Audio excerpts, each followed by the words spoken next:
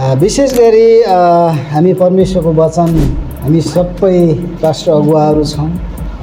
हामी आज म तपाईँलाई एउटै कुरा मात्रै भन्न चाहन्छु।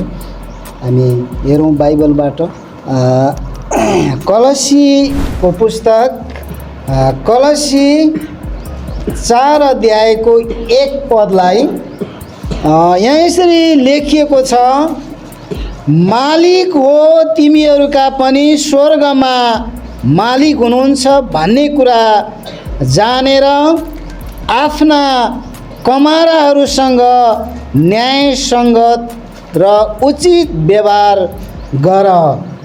हालेलुया हालेलुया।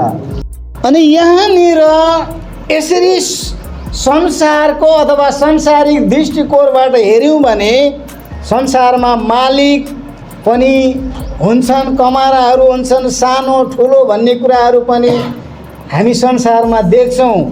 तर स्वर्गीय अथवा आत्मिक दृष्टिबाट हेऱ्यौँ भने अनि बाइबलले हामीलाई मालिक होइन हामी कमारा भनेर भनिएको छ। आज मण्डलीले अथवा मण्डलीको हाम्रो सम्पूर्ण विश्वासीहरूले हामीलाई एउटा अगुवा एउटा लिडरको रूपमा हैन, एक प्रकारले उनीहरूको अगाडि एउटा मालिक जस्तै हामी छौँ।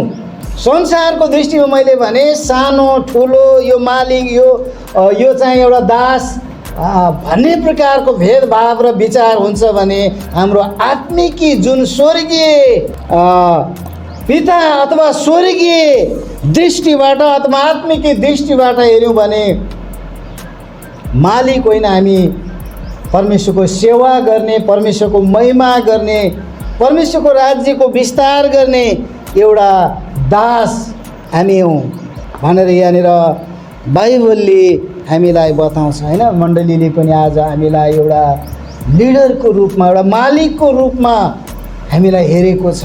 अनि यहाँनिर बाइबलले हामीलाई बतायो, ए मालिक हो विचार गर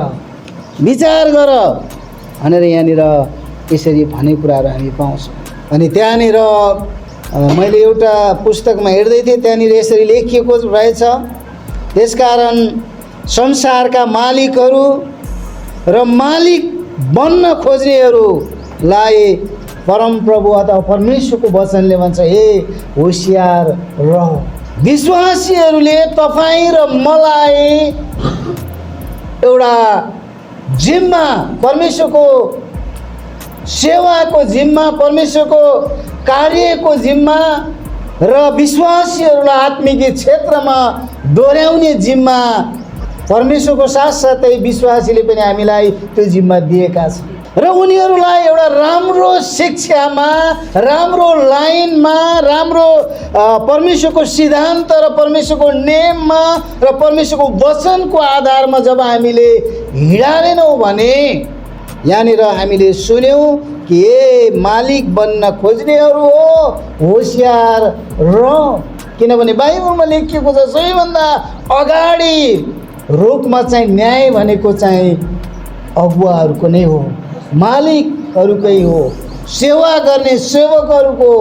त्यसकारण जसरी तिमीहरूले आफ्ना कमाराहरूप्रति व्यवहार गर्छौ त्यसरी नै तिम्रो पनि स्वर्गीय पिताले पनि त्यसरी नै व्यवहार गर्नुहुन्छ हैन। आज हामीले मण्डलीमा जुन परमेश्वरले दिएको आवाज, दिएको शक्ति, दिएको दर्शन र दिएको जुन वरदान अनुसार हामीले मण्डलीलाई आत्मिक क्षेत्रमा डोर्याएनौँ भने, उनीहरूलाई सिकाएनौँ भने हामी ठुलो न्यायमा त्यहाँनिर पर्नेछौँ। हुनसक्छ उनीहरूले त्यहाँनिर माफ पाउन सक्लान्, क्षमा पाउन सक्लान्, तर तपाईँ र मेरो अगाडि त्यहाँनिर क्षमा कुरा मालिक बन्न होइन। येशू प्रभुलाई पनि मालिक बनाउन खोजेका थिए, उहाँले सोझै इन्कार गर्नुभयो हैन। म सेवा गर्न होइन, मालिक बन्न खोज्न आएको होइन, म त मानिसको सेवा गर्न, मानिसको दास बन्न मागेको भनेर प्रभु येशूले पनि त्यहाँनिर भन्नुभएको कुराहरू हामी देख्छौँ।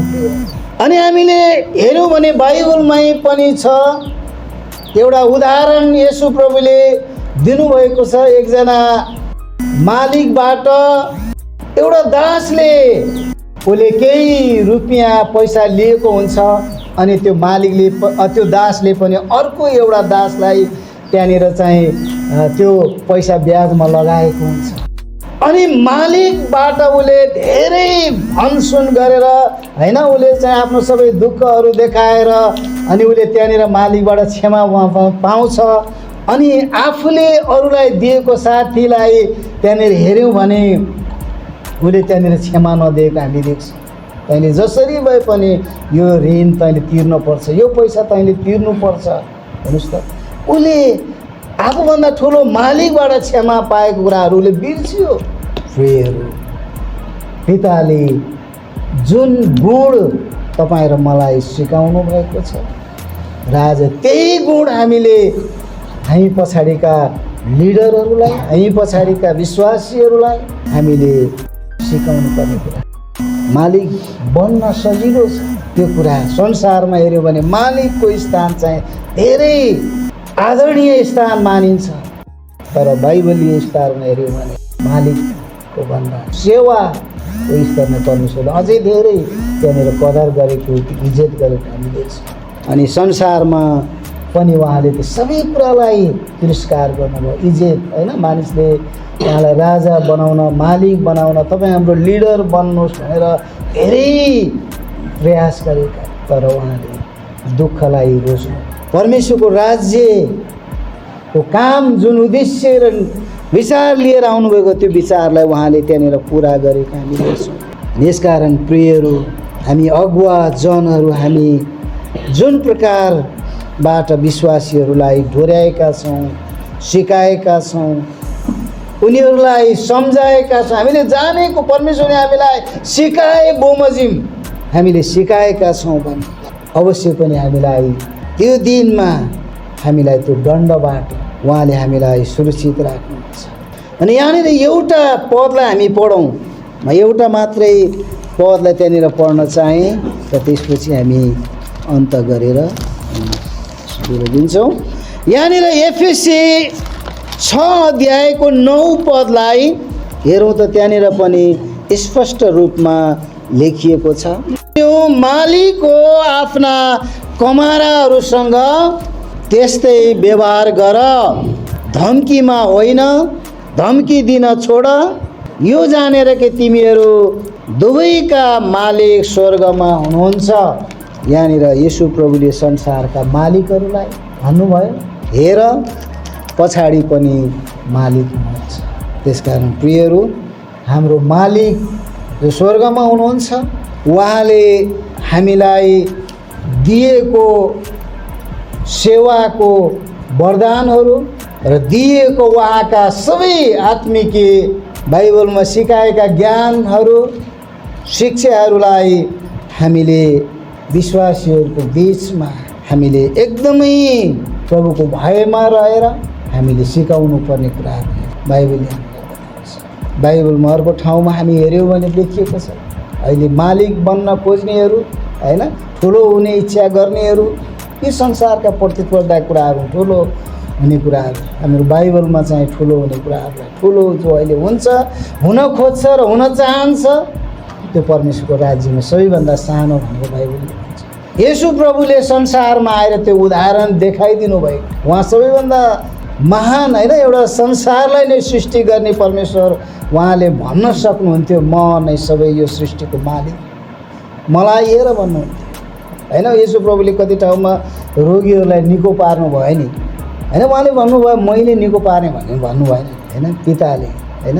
यहाँनिर हामी आज मालिक एउटा मण्डलीको अगाडि लिडर छौँ, तर हामीले यो सोच राख्नु हुँदैन म मालिक हुँ, सबै म जान्ने हुँ, सबै मैले गर्नुपर्छ भन्ने कुराहरू होइन। प्रभुले जे अनुसार सिकाउनुहुन्छ त्यही अनुसार हामीले गर्नुपर्ने कुराहरू बाइबलले हामीलाई यही शिक्षा दिन्छ होइन। मालिक बन्नलाई चाहिँ होइन, हामी सेवा गर्ने। येशू प्रभुले पनि हेर्नुहोस् त त्यहाँनिर चेलाहरूको खुट्टा धुनुभयो, उदाहरण त्यहाँनिर देखाउनु भएको छ। विश्वासीले हामीलाई एउटा मालिकको रूपमा हेरे पनि हामी त तिनीहरूको दास, बरु मालिक विश्वासी हो होइन उसले जे भन्यो हामीले त्यो गर्नुपर्छ भने तिनीहरूको अगाडि त हामी एउटा दास र नोकर तर विश्वासी त मालिक होइन। प्रभुले त्यो जिम्मा दिनुभएको छ, त्यसलाई एकदमै हामीले आदर साथ हामी पालन गर्दै जाउँ।